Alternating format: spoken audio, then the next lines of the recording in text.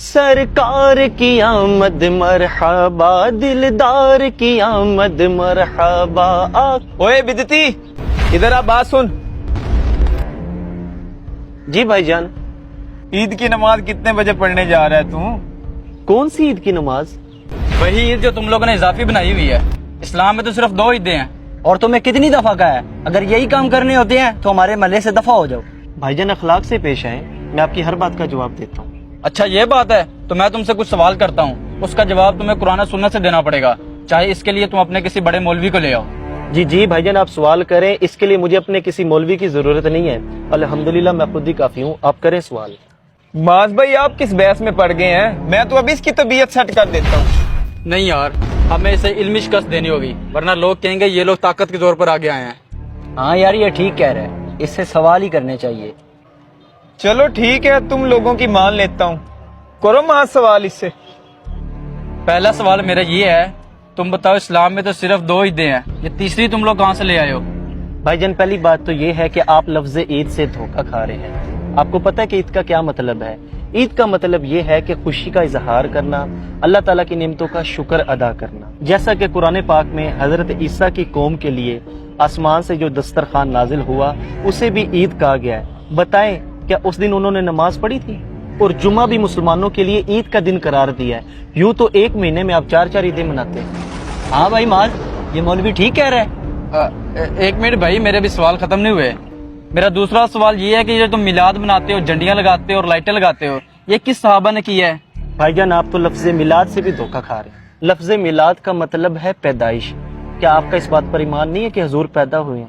میلاد کی لغوی معنی یہ ہے کہ حضور کی پیدائش کا، بچپن کا، جوانی کا، کمالات کا، معجزات کا ذکر کرنا، یہ میلاد کہلاتا ہے، اور یہ تو ہر صحابی نے منایا ہے۔ او بھائی باتوں میں الجھانے کی ضرورت نہیں ہے، جو بات کرنی ہے تفصیل سے کرو۔ اچھا جی چلیں آپ تفصیل سن لیں۔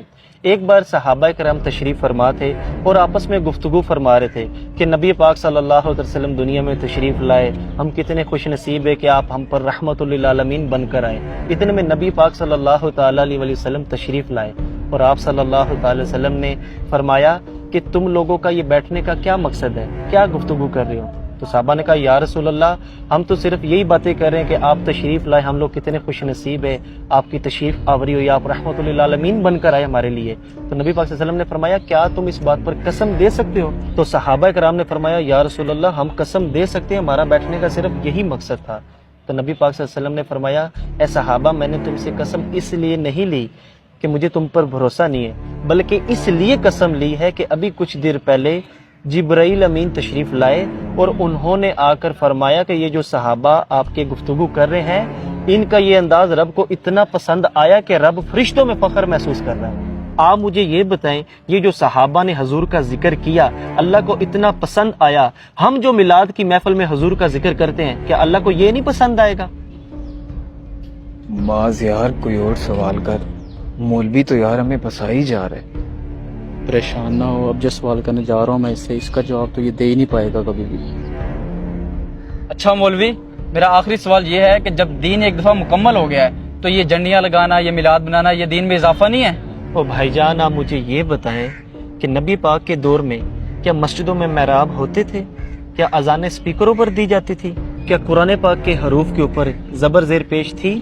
کیا بخاری، مسلم، ترمذی، نسائی، ابن ماجہ، ابو داؤد جن کے حوالے ہم بڑے فخر سے دیتے ہیں، کیا یہ کتابیں موجود تھیں؟ کیا یہ ساری باتیں دین میں اضافہ ہے؟ نہیں، ہرگز نہیں۔ تو پھر آپ عید میلاد النبی کو اضافہ کیوں کہہ رہے ہیں؟ میرے بھائی اصول یہ ہے کہ جس چیز کا منع نہیں نہ کیا جاتا اسلام میں وہ جائز ہوتی ہے۔ اچھا، جس چیز کا شریعت میں منع نہ ہو تو وہ جائز ہوتا ہے؟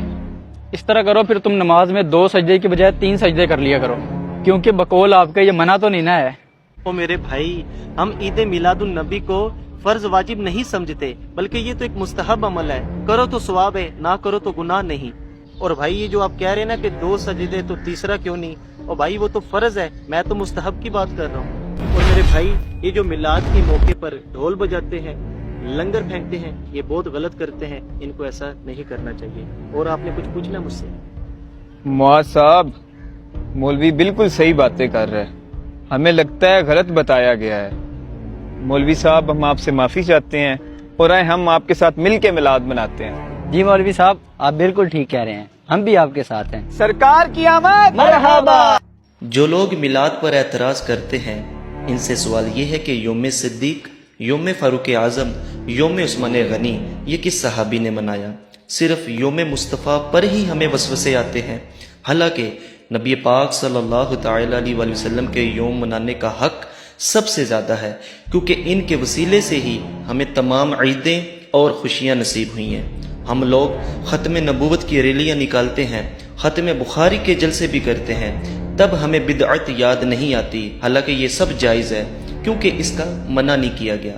خدارا یہ نفرتیں ختم کریں اور جاننے کائنات صلی اللہ تعالی علیہ وآلہ وسلم کا دن خوب جوش و جذبے سے منائیں۔ اگر آپ کو ہمارا میسیج پسند آیا اسے شیئر بھی کیجیے اور ہمیں فالو کرنا مت بھولیے۔ شکریہ۔